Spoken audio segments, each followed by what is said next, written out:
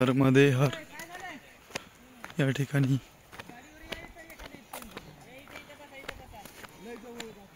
मोलगीवरून निघाल्याच्या नंतर हा असा पहाडी परिसर आहे।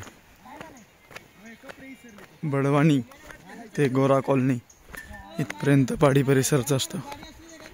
नर्मदे हर परिक्रमावासी या ठिकाणी विसरलेले कपडे नर्मदे हर कपडे आणायला चाललेले आहेत। महाराज आमचे कपडे विसरले म्हणून ते परत गेले। अच्छा अच्छा, नर्मदे हर। ऐसा ही होना एक बार गलती। हाँ, मैं उससे बहुत बार ऐसा करने वाला था। आज वो दिन आ गया। बहुत मजा आया। अरे रोज त्याचं काही ना काही तर राहते माहिती का?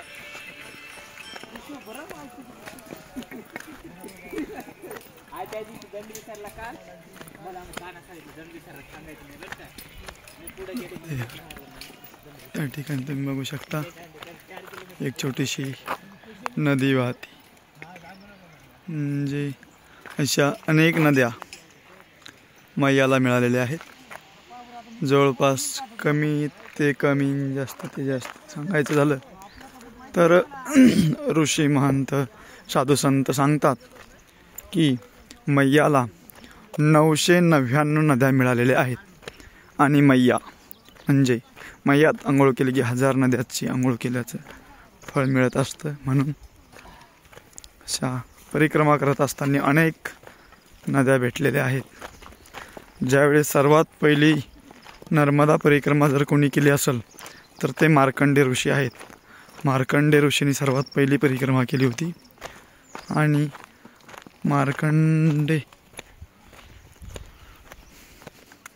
मार्कंडे ऋषींनी सर्वात पहिली परिक्रमा केली होती। तर मार्कंडे ऋषी यांना प्रत्येक नदी आल्याच्या नंतर मार्कंडे ऋषी हे उल्लंघन करत नव्हते, तर त्या सुद्धा नदीची परिक्रमा करायची। असं करत करत म्हणजे तसं तर मार्कंडे ऋषीला हे फक्त 6 महिन्याचं आयुष्य राहिलं होतं, म्हणून त्यांनी ठरवलं होतं की नर्मदा मैयाची परिक्रमा करू। पण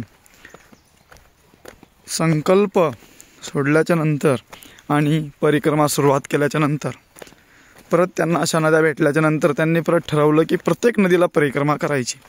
नंतर जी नदी भेटेल त्या नदीला परिक्रमा करत गेले। 6 महिन्याचं आयुष्य होतं, पण मैयाने त्यांना 51 वर्षाचं आयुष्य दिलं आणि जी जी नदी भेटली त्या प्रत्येक नदीला मार्कंडे ऋषींनी परिक्रमा केली होती, म्हणून त्यांना 51 वर्ष लागले होते। सर्वात पहिली परिक्रमा ही मार्कंडे ऋषींनी केली होती असं साधू महात्मे संत ऋषी हे सांगत असतात। परिक्रमा करत असताना भेटल्याच्या नंतर तुम्ही बघू शकता परिसर। आणि हा जो तट आहे हा दक्षिण तट आहे, ओंकारेश्वर ते विमलेश्वर।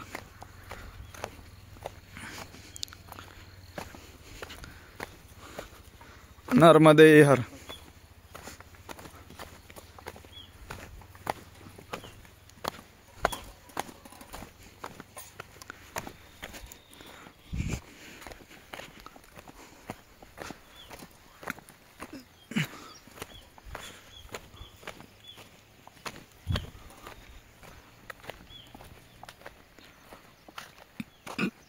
पाऊल वाटानी चालत असताना या ठिकाणी बघू शकता तुम्ही परिसर कसं आहे ते। सकाळची वेळ आहे, 7 पावणे 7चा टायमिंग आहे।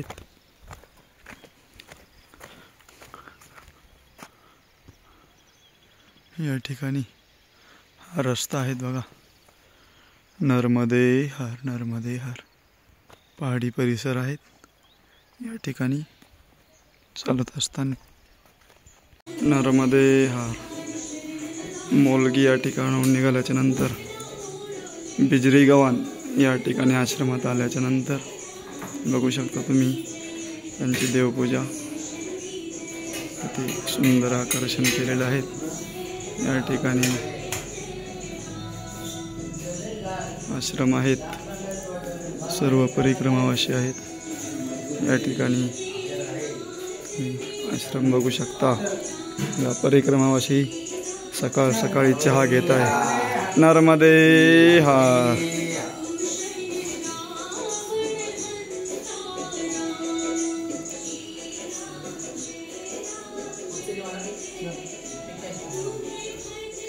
नर्मदे हर.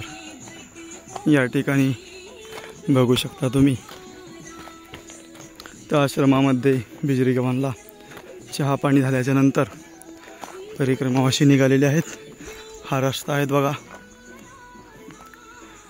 सूर्यदेवाचं पण उदय झालेला आहे आणि परिक्रमावाशी चालत आहेत मैयाचा आनंद घेत घेत, नामस्मरण करत करत. ज्या वेळेस परिक्रमावाशी हे मैयाच्या किनाऱ्याने चालतात त्यावेळेस एकदम आनंद आणि समाधान आणि आपण कुठेतरी साधना करतोय असं मनाला वाटतंय आणि असं वाटल्याच्या नंतर मन हे समाधान राहतं. रोडने चालल्याच्या नंतर आपल्याला असं वाटत नाही की आपण परिक्रमा करतोय किंवा परिक्रमेत आहे. त्यामुळं शक्यतोपर्यंत जे कोणी नर्मदा परिक्रमावासी असतील ते सर्व मैयाच्या किनाऱ्याने चालायला पाहिजे आणि मैयाच्या किनाऱ्याने चालताना कुठलीही कमतरता जाणवत नाही. मैया आपल्यासोबत असते, तशीही मैया आपल्यासोबतच असते, पण आपलं आणि मैयाचं खूप अंतर होत चालतं. त्यामुळं कधीतरी आपलं स्वतःचं मन स्वतःलाच म्हणतं की आपण मैयापासून खूप लांब आहे, असं म्हणजे भास होतो. त्यामुळं शक्यतोपर्यंत हे बघा अशा झेंडे लावलेले असतात आणि हे असे बाण दाखवलेले असतात. हे बघा बघू शकता. माँ नर्मदा परिक्रमाचा मार्ग इथं लिहिलेलं होतं आणि ते तर बरेच दिवस झाले असतील कदाचित, त्यामुळं ते हे झालं. ज्यावेळेस तुम्ही जंगलातून प्रवास करताय त्यावेळेस असे बाण दिसतील तुम्हाला किंवा झेंडे लावलेले असतील किंवा काहीतरी कपडे बांधलेले असतील. असे रस्ता ओळखायचे हे चिन्ह आहेत. हे बघा ह्या इकडून समोरून रोड येतोय. त्या रोडने न येता इकडे पण शॉर्टकट मार्ग असल्यामुळे या ग्रामवासियांनी किंवा जे माईचे भक्त परिवार आहेत त्यांनी या रस्त्यावरती चिन्ह दाखवून ते जेवढं शक्य होईल तेवढं मार्गदर्शन करण्याचा प्रयत्न करतात परिक्रमावासियांना. हे बघा तुम्ही बघू शकता, निसर्गाचा आनंद घेऊ शकता.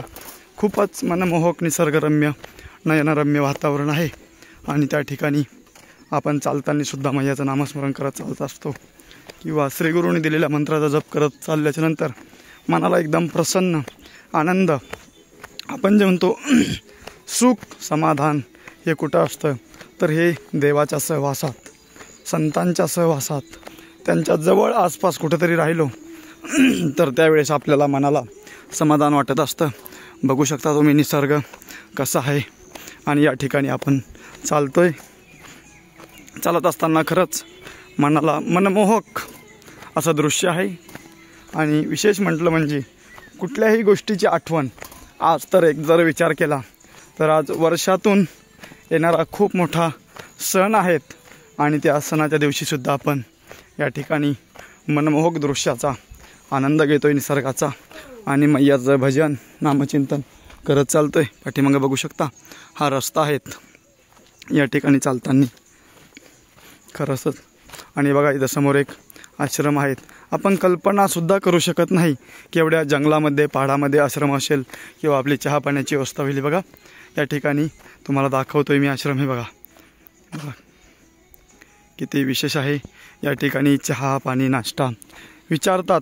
आपण कल्पनासुद्धा करू शकत नाही, पण नर्मदा मैया कुणाच्या मनामध्ये काय संकल्प स्फुरण पावेल किंवा काय इच्छा होईल आणि कोण जंगलात येऊनसुद्धा नर्मदा परिक्रमावासियांची सेवा करेल सांगता येत नाही. हे जर काय असेल तर हे सगळे मैयाचे चमत्कार आहे.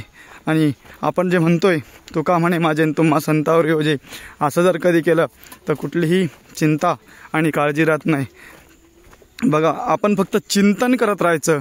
चिंता करण्याची कुठलीही काळाची गरज नाही. आपण चिंतन केलं की चिंता आपली मैया करते, भगवंत करत असतो. म्हणून आपण चिंतन जेवढं होईल तेवढं करायचं असतं. चिंतन केल्याच्या नंतर चिंता करणारे ते आहेतच, पण हल्ली काय झालेलं आहे, लोक चिंता करतात आणि चिंतन करत नाही. तुकोबरायचं सुद्धा एक प्रमाण आहेत, काळ सारावा चिंतने एकांतवाशी गंगा स्नाने. म्हणजे एकांतामध्ये जाऊन भगवंताचं नामचिंतन करायला पाहिजे.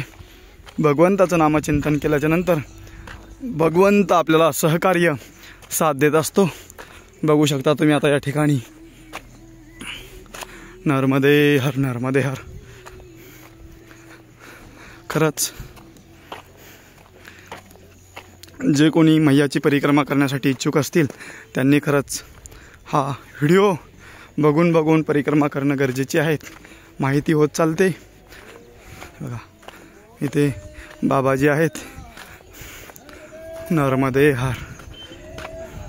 बघा आश्रम नर्मदे हार. बघा बघा कसं दृश्य आहेत, एकदम प्रसन्न दृश्य आहेत. बघू शकता या ठिकाणी चहा बनवत आहेत.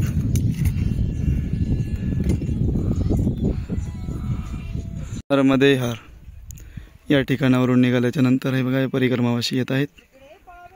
हे बघा नंतर मग हा रस्ता आहे. मैयाच्या किनाऱ्याने चालत असताना हे असेच रस्ते असतात शक्यतोपर्यंत. आनंद खूप येतो. नर्मदे हर. बघू शकता नयनरम्य वातावरण. आमचे गुरुबंधू जे आहेत ते थोडेसे पाठीमागे राहिलेत. बघा परिक्रमावासी या ठिकाणी चालत आहेत. काही परिक्रमावासी पुढे गेलेले आहेत. नर्मदे हार.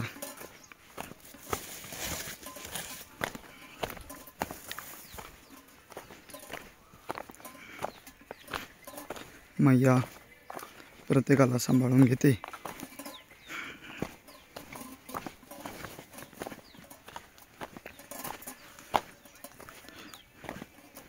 नर्मदा मैयाचा उगम हा अमरकंटकहून मुख्य उगम आहेत. आणि नर्मदा मैया ही दक्षिण वाहिनी आहे. असं जे अभ्यासातून असं दिसून येतं की भारतामध्ये 2 नद्या ह्या दक्षिण वाहिन्या आहेत. एक नर्मदा मैया आणि एक सिंधू आहेत. आणखी कदाचित असू शकतात, पण मला तरी आणखी काही कळालं नाही. तुम्हाला जर माहिती असेल तर कमेंट करून नक्की कळवा की ही सुद्धा नदी दक्षिण वाहिनी आहे असं. आणि विशेष म्हटलं म्हणजे एक नर्मदा मैयाचं हे एक विशेष आहे, कुठल्याही नदीला घ्यायला समुद्र येत नाही. आणि नर्मदा मैया जी आहे, नर्मदा मैयाला घ्यायला स्वतः समुद्र येतो. जसं की बहिणीला भाऊ मुरळी जातो तसं मैयाकडे स्वतः समुद्र घ्यायला येतो. बाकी कुठल्याही नदीकडे असं होत नाही की समुद्र तिथंपर्यंत जातो. प्रत्येक नदीला हे समुद्रापर्यंत जावं लागतं. हे एक विशेष आहे नर्मदा मैयाचं. आणि दक्षिण तट चालत असताना खरंच निसर्गरम्य वातावरण आहे. आणि त्यामुळं प्रत्येकाने शक्यतोपर्यंत या निसर्गाचा मैयाच्या परिक्रमेचा आनंद घेणं खूप गरजेचं आहे. जोपर्यंत वेळ आहे तोपर्यंत हे करणं गरजेचं आहे. कारण की हे जोपर्यंत हातपाय चांगले आहेत तोपर्यंतच तीर्थयात्रा होत असतात. हातपाय एकदा कामातून गेले, एकदा वय झालं की नंतर परिक्रमा करता येतच नाही असं नाही, करता येते, पण परिक्रमेचा पाहिजे तो आनंद घेता येत नाही. म्हणून प्रत्येकाने जसं की महाराष्ट्रामध्ये असल्याच्या नंतर आपल्याला माहिती असतं किंवा आपण ऐकतो किंवा आपल्याला कळतं की महाराष्ट्र ही संतांची जन्मभूमी आहे. महाराष्ट्रामध्ये जन्माला आल्याच्या नंतर मनुष्याने कमीत कमी गाथा आणि ज्ञानेश्वरी वाचल्याशिवाय मरू नये जसं म्हणतात, तसंच मैयाची परिक्रमासुद्धा करणं गरजेचे आहे. मैयाची परिक्रमासुद्धा करायला पाहिजे. आणि खरंच मी तर सांगेन की खरंच खूप आनंद येतो परिक्रमा करत असताना.